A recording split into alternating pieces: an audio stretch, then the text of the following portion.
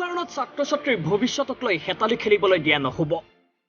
চাকৰি শিক্ষা সকলো ক্ষেত্ৰত সমমৰ্যাদা পাব লাগিব শিক্ষাৰ্থীয়ে।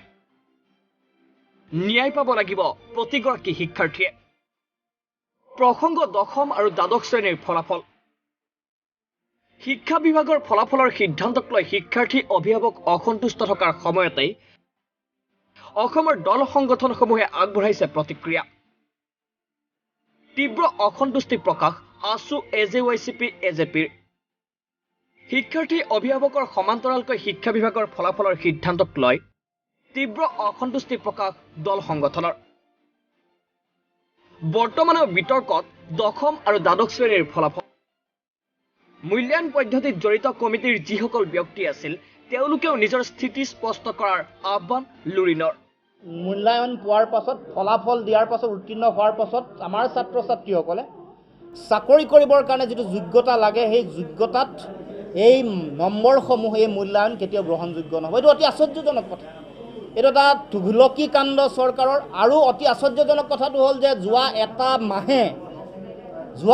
মাহে এখন চৰকাৰে ছাত্ৰ ছাত্ৰীসকলৰ জীৱনৰ আটাইতকৈ গুৰুত্বপূৰ্ণ দুটা পৰীক্ষা, উচ্চতৰ মাধ্যমিকৰ চূড়ান্ত পৰীক্ষা আৰু হাইস্কুল শিক্ষান্ত পৰীক্ষাৰ পৰীক্ষা আৰু তাৰ মূল্যায়ন, তাৰ ফলাফল ঘোষণা সম্পৰ্কত এমাহত এটা সঠিক আৰু সুস্থিৰ আন ৰাজ্যৰ শিক্ষাৰ্থীসকলৰ সৈতে সকলো ক্ষেত্ৰত সমমৰ্যাদা পাব লাগিব অসমৰ শিক্ষাৰ্থীয়ে। প্ৰয়োজনত পৰীক্ষা অনুষ্ঠিত কৰি শিক্ষাৰ্থীক ন্যায় প্ৰদানৰ আহ্বান এজেৱাইচিপিৰ। এই গোটেই প্ৰক্ৰিয়াটোত আমি অসম জাতীয়তাবাদী যুৱ ছাত্ৰ পৰিষদে সেই বিকল্প যিটো মূল্যায়ন, সেই মূল্যায়নত আমাৰ ক'ব লগা নাছিল, তাত আমি সহযোগিতা কৰিছিলোঁ।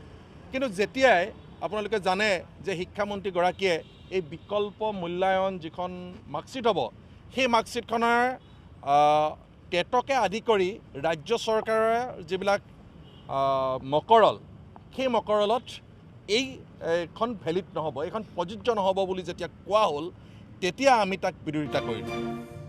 আনহাতে 2 জুলাইত সংবাদমেল যোগে অসন্তুষ্টি প্ৰকাশ কৰিছিল সদৌ অসম ছাত্ৰ সন্থাই। সৰলকৈ কথাটো যেতিয়া সচৰাচৰ মেট্ৰিক আৰু হায়াৰ ছেকেণ্ডেৰী পৰীক্ষা হয়, পৰীক্ষাৰ পিছত ছাত্ৰ ছাত্ৰীয়ে এখন মাৰ্কশ্বিট পায়, এখন চাৰ্টিফিকেট পায়, আৰু সেই মাৰ্কশ্বিট আৰু চাৰ্টিফিকেটৰ ভিত্তিত ছাত্ৰ ছাত্ৰীয়ে উচ্চ শিক্ষা গ্ৰহণ কৰিব পাৰে, চাকৰি বাকৰি পায়। এইবাৰ ছাত্ৰ ছাত্ৰীসকলে পৰীক্ষা দিবলৈ প্ৰস্তুত আছিল, পৰীক্ষা পাতিব নোৱাৰিলে। গতিকে অসম চৰকাৰে নিজে এখন মূল্যায়ন কমিটি গঠন কৰিছে, দুখন কমিটিয়ে মূল্যায়নৰ সূত্ৰ দিছে। এতিয়া সেই মূল্যায়ন কৰি ছাত্ৰ ছাত্ৰীক এখন মাৰ্কশ্বিট আৰু এখন চাৰ্টিফিকেট দিব। এতিয়া সেই মাৰ্কশ্বিট আৰু চাৰ্টিফিকেটৰ ভিত্তিতে ছাত্ৰ ছাত্ৰীয়ে উচ্চ শিক্ষাৰ চাকৰি বাকৰি সকলো সুবিধা পাব লাগিব। এতিয়া সকলোৰে আশা শিক্ষা বিভাগলৈ। কি সিদ্ধান্ত গ্ৰহণ কৰে মন্ত্ৰী ৰণোজ পেগু আৰু মুখ্যমন্ত্ৰী ডক্টৰ হিমন্ত বিশ্ব শৰ্মাই, সেয়া হ'ব লক্ষণীয়।